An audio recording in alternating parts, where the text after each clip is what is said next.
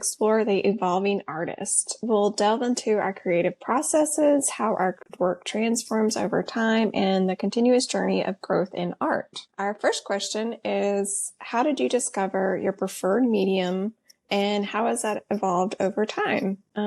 Okay, how about you, Eve? I guess my first medium was my preferred because, we didn't have much money and that's all that was available was literally a pencil and paper. And then that changed to uh, watercolor, traditional, still all traditional. And that was a natural progression. So moving from the pencils to then moving into watercolors. And then as soon as digital art came about, and technology caught up so that it felt like you were actually drawing on paper, that's really when I found my preferred medium. Also, because it fit into my life as a mum. I stopped completely painting when I became a mum because I had nowhere to leave my paint out. I couldn't let it dry in between layers. I couldn't paint for 5 minutes and then run off because you have to get your watercolors to be ready. You can't just quickly have a turn and then leave again. And yeah, so when I discovered digital art and how natural it was, that quickly became my preferred medium and what I was doing while all my kids were bouncing on the couch beside me or doing whatever. And I loved that I could pick it up, do something for 5 minutes, and then put it away, and it was safe. Um, so yeah, that's sort of how I guess found my preferred medium, and that it can also look like traditional medium. So it was like this amazing, almost like it was magical or something, because it met all of my needs, and then I could feel that uh, the creative need was happy again. What about you, Katie? Yeah, mine. Well, I've always loved paint, and that's probably my go-to. But then when I put my house up for rent and sold all my possessions practically, then it was like, oh, I can't have all of this paint and brushes and all of the canvases and everything. So yeah, for me too, it was using my iPad because then it's just two things, iPad, pencil, and I was ready to go. And yeah, so now it just, like you said, it's easier just to pick up and put down, and I don't have to pull all the brushes out and paints and everything in water. And then, you know, so yeah, I'm really glad that, and I got that, I guess it's been 4 years ago or 5 years ago now when I got an iPad. And it was just like, oh, this is so cool. I'm so excited. And I know that like the initial outlay is expensive, but when I Yeah. look at all of the paint that I bought and then one of the tubes got cracked and then that whole thing dried out and all of the things that I had messed up, all the artwork, the paper, everything cost so Mm-hmm. much money that I think the iPad 2 was, even though the outlay is expensive, I still keep using. I've had my same iPad for so long now and the same Apple Pencil. Right. Yeah. So it's a And what nice about you, preferred. Leia? Yeah, because Leia is on the total opposite. I know. Leia is working. You've Leia got is all working the on her things. control issues. That's why. No, I think my preferred medium. I was thinking back while listening to you guys. How did I start creating that? And it was on paint too, watercolor mostly. What my great grandfather used to give me to paint, but colored pencils. Colored pencils mostly. And when I stopped drawing as a teenager, um, and started again was after my training in technical drawing for my career for my profession, and I preferred the fine liner and the mechanical pencils are called in Romania. I'm not sure if in English it's the Yeah, same. it's the same. It's the Hmm. same.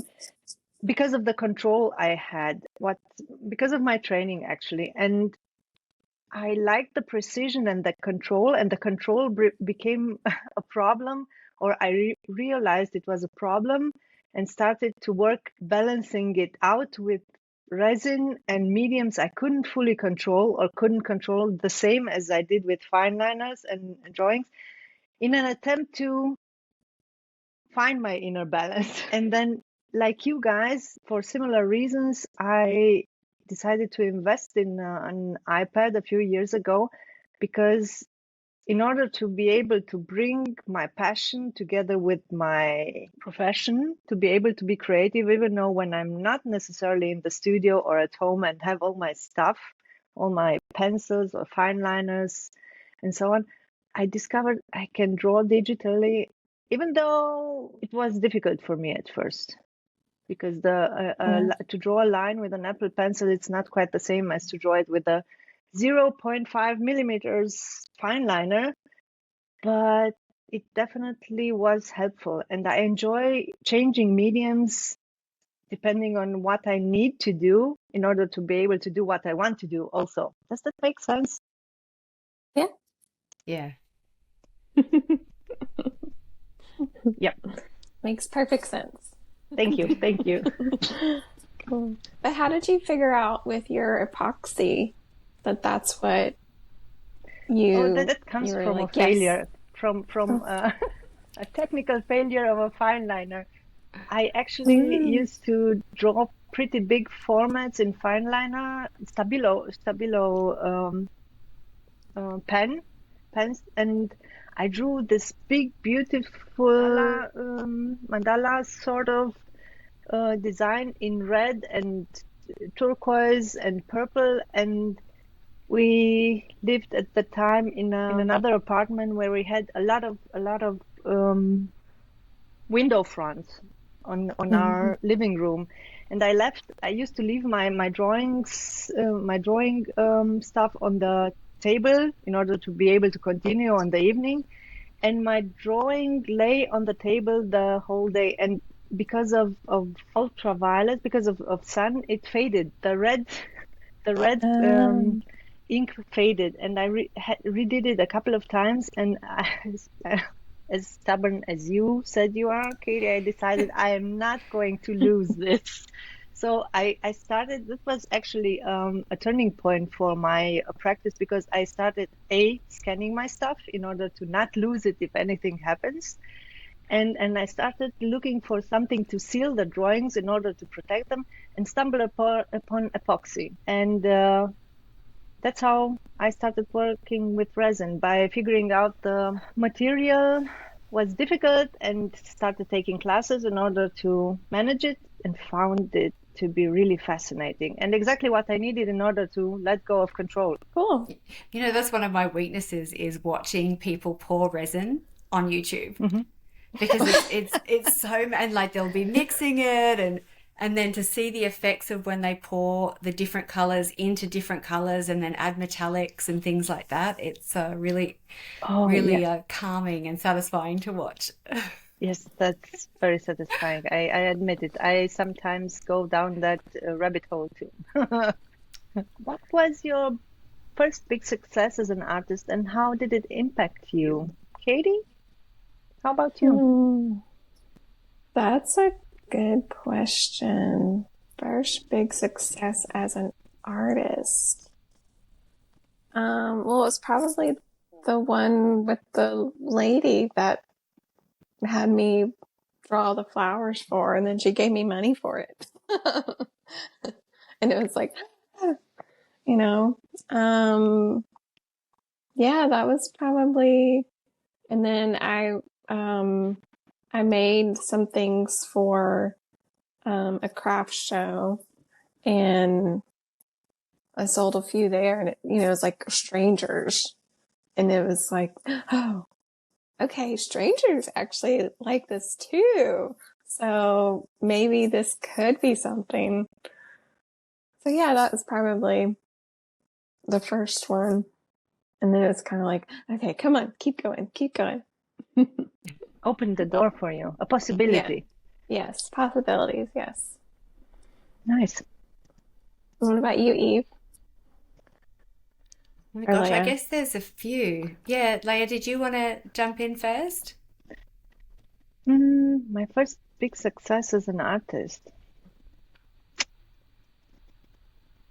I guess going back to what we used to talk in our last episode about us seeing us as artists, it would be getting my first solo exhibition with a gallery in Stuttgart. And it was not the first time I applied for a solo show with this particular gallery. I had received a no from the gallerist 6 months before getting a yes. Mm. And which is probably why I have it as my first success as an artist, because I finally got a yes. And from a guy who already had said no. Talk about going back and trying again, you know? So I Mm. guess that's what I would regard as my first big success as an artist. And it was a successful exhibition and my first sold paintings. And it was amazing.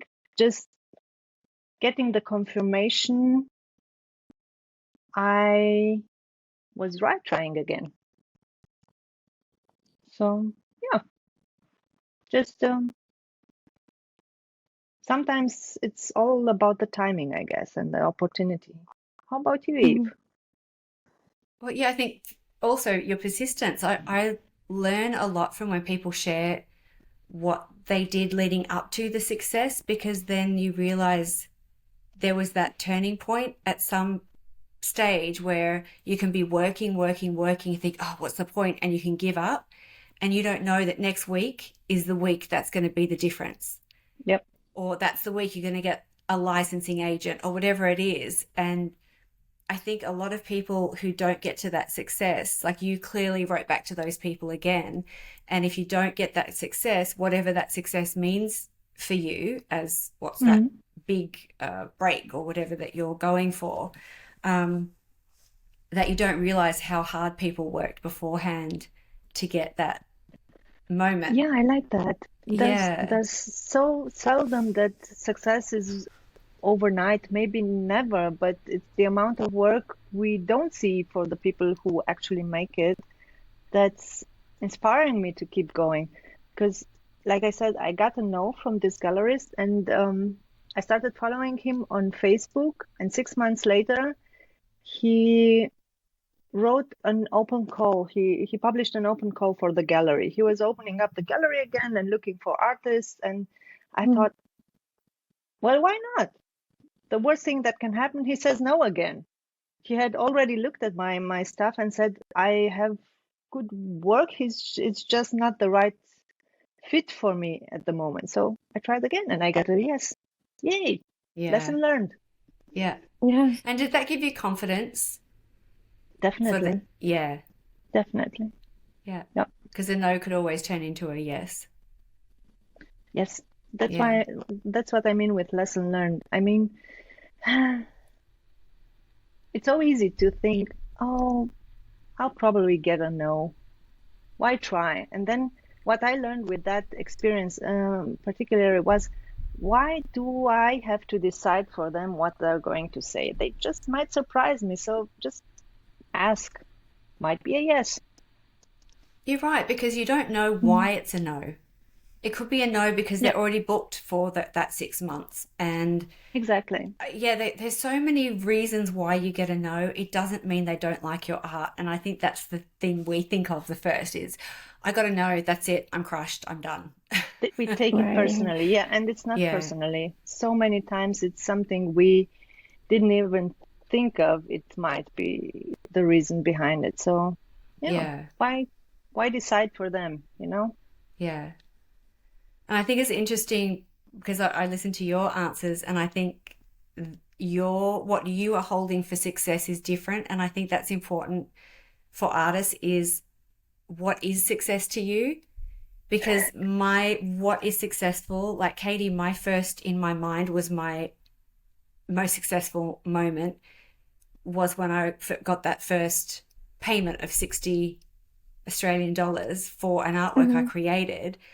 But that's what success was then. And then recently, well, maybe 6 or 7 years ago, I had an artwork that I sold for $8,000. I was like, one artwork for Nice. $8,000. And they were the easiest client I'd ever worked with. And what's interesting about that is that I positioned myself as the expert and they didn't question my decisions at all. It was the most amazing thing versus working like as a graphic designer where I was mostly a lot of my clients were new businesses and the new businesses didn't have money to spend. And then they would just want so much for their money that Mm-hmm. you ended up working really hard for a small amount. Whereas this, Mm-hmm. when I pitched them way more than that actually, and then it came down and we negotiated, so I had plenty of room. And I still remember sending off that email saying, actually, I can't do it for less than 8,000. And I said, how can Yeah. I package this for you Hmm. to make it easier for your budget? And so it actually turned out that if I broke it down into different payments and if I sold the rights to it separately, so that was a different payment again, that in their financial system that was actually easier to pass through and to move forward because it's a big corporation, Hmm. than if I just did this one blanket invoice. So that was one Hmm. thing that I had never known about. But by just asking that question, how can I make this easier for your budget or package it a different way for you? And then they gave me that information. I was like, oh, that, and then he could say yes to it. But he couldn't, Wow. I don't think he could tell me that. But that was part of the negotiation of trying to figure out, I don't know, and I just was more confident, I guess, in that discussion. And I wanted to find out from him what it was. So to me, that was a big success in that. Because I'm like, oh, I could get that much money or more. And Mm-hmm. then another success, and I think because the goalposts keep moving of what is success to you in that moment, this one was getting an exhibition, two exhibitions. Because I got the first one and I'm like, oh, I can do exhibitions now. And I then love it. so then I'm like, now I feel like a real artist. Before I just felt like an artist, but that made me feel like a real one. I think because you're always told like if it's not fine art, it's not real art as well. Because there's that like hierarchy of, oh yes, I'm an artist, I'm fancy pants, and you don't have to be a fancy pants, and you can just be. Anyway, that's what I think is the changing what you determine is success, and then you can have all these different moments of Yeah, success, like what is Yeah. defining for definitely. you. So what's for us shouldn't necessarily be what's the most successful thing for other creatives or artists. It might Oh, be your first booth at a show where you have enough stuff to sell, or and it doesn't have to be the same as it is for us. That's what's amazing about yeah, it. yeah. Mm-hmm. And I think too, people don't think that it's a success unless you make money from it. Yeah. And I don't think that's necessarily, I didn't make money from my exhibitions, but that was like a big deal for me. I felt really successful by having that happen. Mm. So, yeah, Yeah, I get that. yeah, Definitely. it doesn't have to be money. But anyway, looking back, what mistake or failure do you think taught you the most, Leia? I don't like the word mistake or failure, the words, because I'm no, How do I'm you say that in German? You're failure, right. Well, it's a learning failure, opportunity. failure, failure, failure. So it's similar to failure, failure. Yeah, I don't realize that until now. Okay. Um, failure, failure. I guess it's funny. Now that you ask, my biggest failure is probably to find a way to study art and work my job as a project manager in industrial construction because there simply isn't any time to do both and do both well.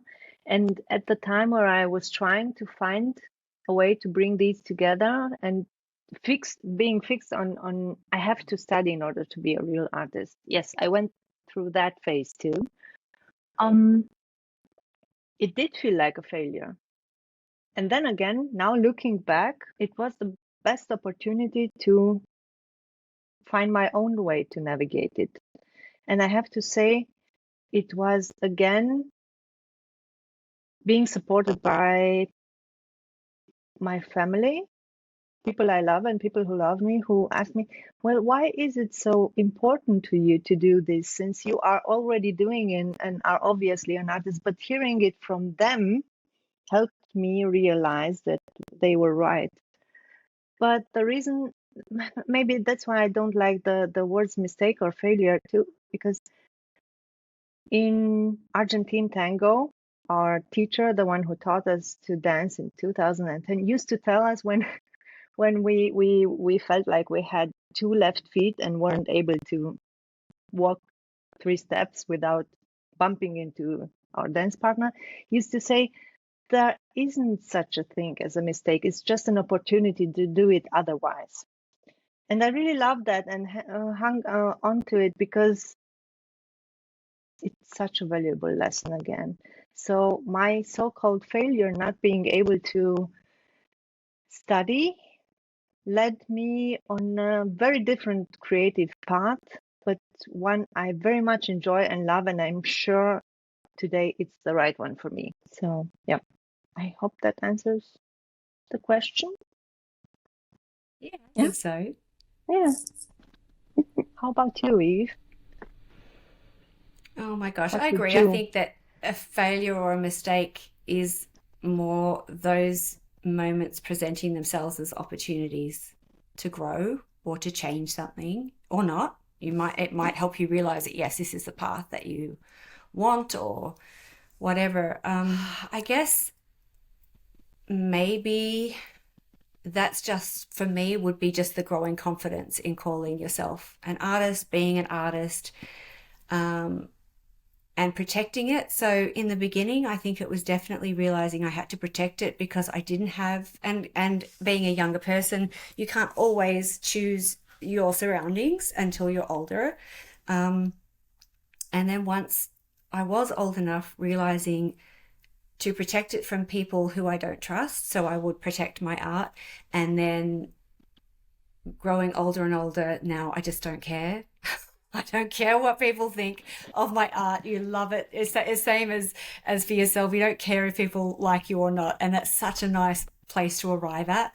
Um, so I think maybe the mistake was not sharing it and not caring, but I think you just have to have you can't pretend not to care if you really do care. It's just something that you have to get maybe as you're older or something that you arrive at. Maybe you've just got that personality. But yeah, I think a lot of it is just the growing confidence in your art and then finally arriving at that place where you just don't care anymore. You know what was a revelation for me when we speak about what others think about my, well, I realized not so long ago, well, I don't like everything I see. Why Yeah, is everyone else supposed to like everything I do? It's okay if not. So that was very helpful for me, yeah, realizing that I don't like everybody and everything and every kind of process art. So others don't have to necessarily like what I do either. It's okay. yeah, And I've had yeah, people tell me, well, I don't really like this kind of stuff. I said, it's fine. Don't worry. yeah. And Katie, Oh, well, I think at some point we're going to talk about this later on another episode, but my definite biggest mistake was paying a lot of money for a coach and me learning that that was not what I should have done. But yeah, that's been my biggest mistake. And learning experience so far. Can I add that to mine too? Well, we've all been there.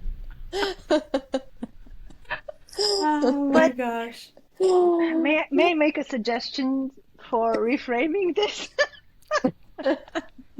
So If much this good wouldn't came have, out of it. Yes, anyway, that's yes, true. Yes. so much Yes, good came that's out. very true. If Yeah. this wouldn't have happened, maybe we wouldn't have started talking and exchanging experiences and ideas. Yeah. Yeah, That's very true. that's so true. Yeah. Yeah. And bouncing off of that, Katie, too, I think that I also put a lot of my trust in the teachers that I was learning from. And that was Mm, another thing that, especially about passive income. And I realized there's a lot of information out there now about passive income and that it's not really what it was portrayed to be early on. And I mm, think some people do make money from that for their businesses, but it's not what I thought it was going to be, and it certainly wasn't what was portrayed to right. artists. I don't know in Yeah. other fields, but yeah, to artists, it was definitely not. No, Yeah. definitely Like, not. like I said, we've all been there. Yeah, Yeah, yeah, well, and that's we part of can, the learning. Yeah. yeah, yeah. Learning process. Yep. Huge learning Like you said, Katie, experience. that is going to be a whole other episode. All right. Okay, let's see. So, how do you balance personal creativity with the demands of running an art business? Eve, I you have don't. a lot on your plate. Yeah, I don't, and I certainly go in and out of it.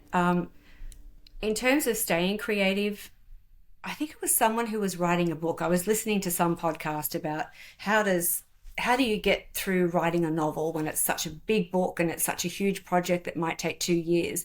How do you keep going?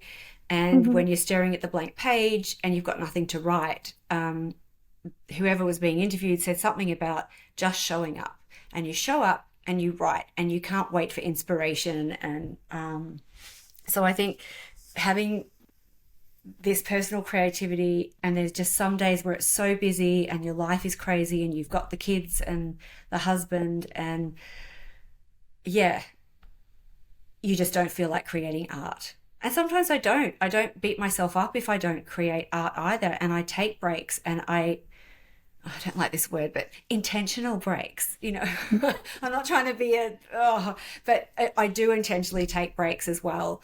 And that's mostly recognizing that I need to take them, and I don't feel bad about it. I just think I'm not going to be on social media. Like, I'm not on social media anymore because I listen to everybody about doing this and doing that. And it just makes me happier to do it when it fits into my schedule and my life instead of the other way around. Um, so I just try and do what works. I do show up to be creative on the days that I don't, if I'm working on a project.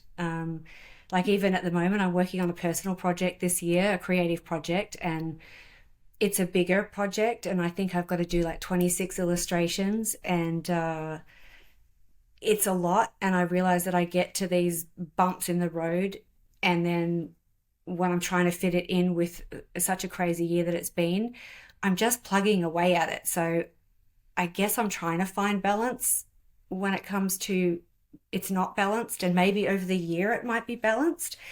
And I think most of my life is like that. It is not balanced week to week or month to month. It's balanced over the year. So, and then I just go with the seasons that present itself in that time.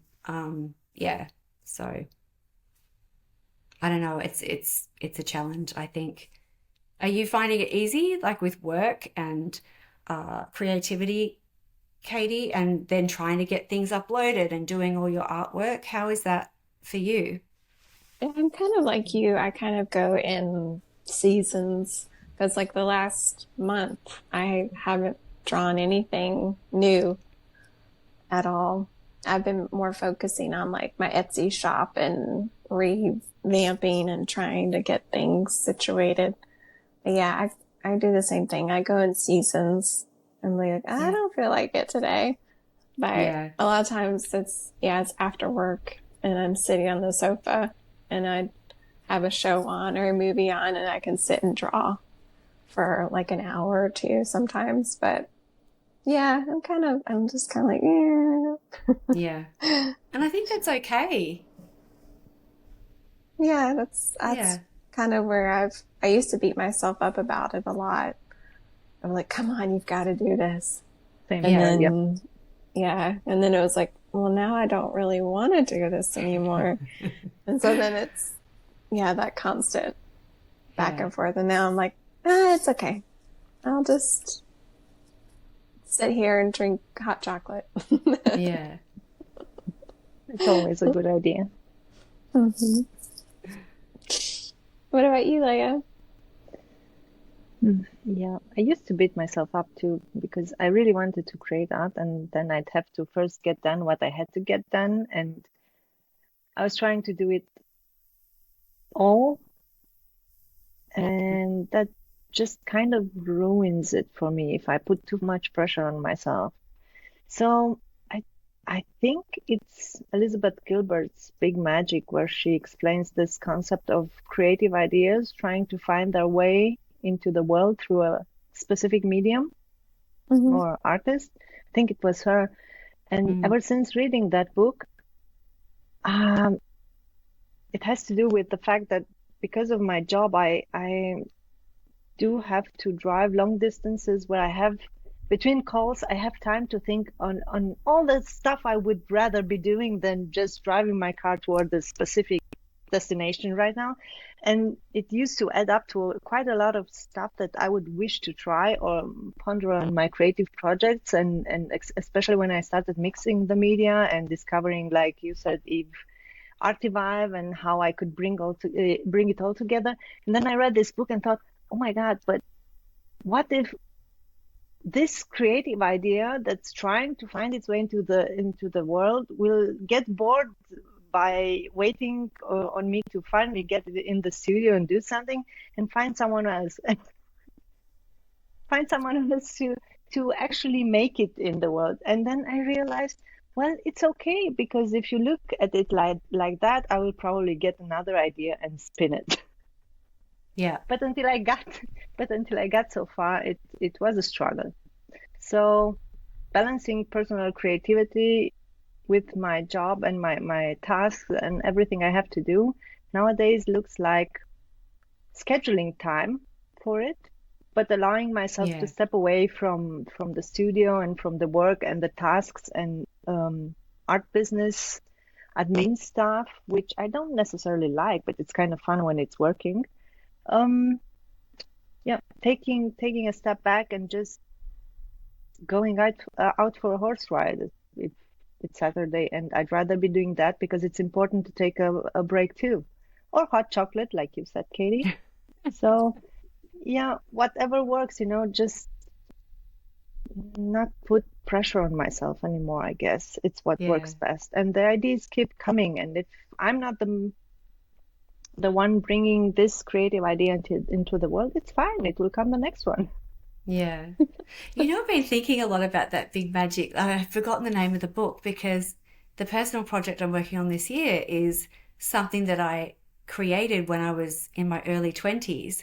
And then it would come back again and I would work on it again, but the time wasn't right. And now this is the time when I feel like it's right, but the idea and the story stayed with me. Nice. So I think it's kind of nice that when they talk about that, ideas find you, and then sometimes I think they don't move on because they found the right person. And so don't, if an idea does come to you, you don't have to give up on it either. Hmm. So this has spanned Well, this particular project has spanned my whole life. that's something that I thought of too because I have a similar project. Well, it's not since my 20s, but a project that's been following me for a few years now, and I only got to bring it into the world 2024, Hmm. and it turned out that it is a three-part project because I'm now working on the second part, and the third part is just conceptual at this point. But yeah, I do think you're right when that means these creative ideas chose their person, Eve, and we're the person, you with Hmm. yours and me with mine, and Katie certainly has one of hers in the future. and it's just as it's supposed to be. It's wonderful, Yeah. right? Yeah. Yeah. But what motivates you to keep growing and creating even on tough days? What how about you, Katie? I think I don't know if it's motivation. Again, it comes back to just the stubbornness. And it's just a part of me. So it's like I can't stop, sort of thing. I just have to keep going and yeah, just keep looking forward. And I'm a big project goal person, and I write them down every year. And so yeah, it's just keeping that in my mind, and I like marking things off too. Oh Yes. yes. So yeah, that's probably my biggest. Even if it's like I cleaned the bathroom today, mark off. Do you write things on your list if you did something and it wasn't on the list? I write it Yeah, on. So I Yeah, do that see, all the time. funny. I feel so seen right now. It's like I did something today. I stopped writing lists because of that, because it just took way too much time to keep completing them. So Yeah, you're yeah, right. no. Sometimes you just write the lists. Yeah. How about you, Eve? How do you stay motivated with all My of your gosh. things going on? If it's not a project and it's just creating art for art's sake, um, I probably wouldn't. But strangely enough, on I take Thursdays off during the week, where it's a day that I just do not have to do anything. And funnily enough, they're my most creative days. So I think when I don't feel any other pressures in my mind because I have given myself that complete day off, the kids are at school, my husband's at work. That's why I chose a Thursday.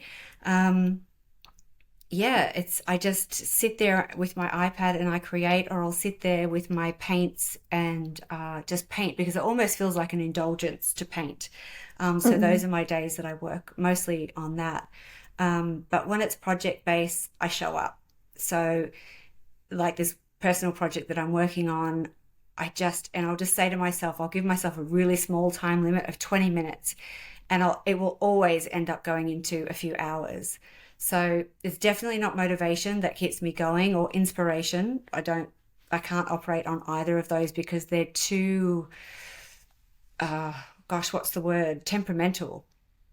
So for me, it's if it's those two things of being a project and that I have to get it done, I just show up and then I tell it to work and then it works. And then you end up creating. So yeah, I think that's definitely no motivation at all. That's smart to have Just one day dedicated. yeah, it's your I complete free day. And I could be hmm like, I could go to the beach or I could sit on the hmm couch and watch TV all day. Like there is no restrictions. It's a guilt-free day. And I usually end up with my iPad or my paints. It's usually what I choose to do. That's a very good Um, idea. Yeah, yeah, it's a really good yeah. idea. I Even think if Hmm. I'm you gonna gave steal that yourself one from you. Yeah, but Yeah. even if it's a lot of people, you can't have a whole day off. I mean, that's like absurd. It might just be this whole 1 hour off and I don't have to do anything. And maybe that's what will give you enough time for creativity later on a different day. Maybe that hour will help you. Who knows? I don't know. Yeah, Yeah. I'm gonna try that. Thank you. Mm. And Leia? What motivates me? I guess I could stop, but nah, I can't do that. I could have so much more free time by not doing stuff I love and want to do, but nah, it wouldn't make sense actually. So keep. I love learning new things, and I love learning from other creatives, and there's always something new. Well, not to be mistaken with the shiny object syndrome, which we've been talking about, but every now and then a topic turns catches my attention, or something that might add to my creative process, or something I've been thinking of doing and didn't know how to do it, and the solution pops up in the form of a new tool or another creative talking about their experience with something else. So I guess that need to know and to learn, it's what's motivating me often to just keep going, finding new ways to do certain projects and things I've been thinking about for a while, and now the solution finally pops up. That's what I like, what motivates me. Yeah, I guess project to project, you learn more things too. So you get that sort of like a high of learning new things when that creativity comes in, and you get the inspiration because you've learnt something new or you've solved a problem Yep. with how you're creating it and you do it in a new way. I've been thinking about that just the other day. When I first started drawing again, my current style of geometric style was inspired by me trying to not let the blank piece of paper overwhelm me by the whole space I had to fill with something and didn't know what it would be. And I kind of realized a day or two ago, looking back, it started like that, and now I have so many ideas. I don't know which to do next, to try out next. So the more I do, the more ideas I have, and the more things I want to try, and the more I learn, and the more I love it. I think that that's going to branch off into other episodes, like how do you organize? How do you organize? How do you Yeah. determine which of the projects you're going to Project pursue? management. Yes, project management for sure. Yeah. That wraps up this episode of Our Table Talks. Thanks for joining us on today's topic. If you enjoyed this episode, please subscribe and share it with a fellow artist or art enthusiast. We'd love to hear from you. Leave a comment below, and if you'd like to leave us a message, you can find all our links in the show notes. We'll see you next time.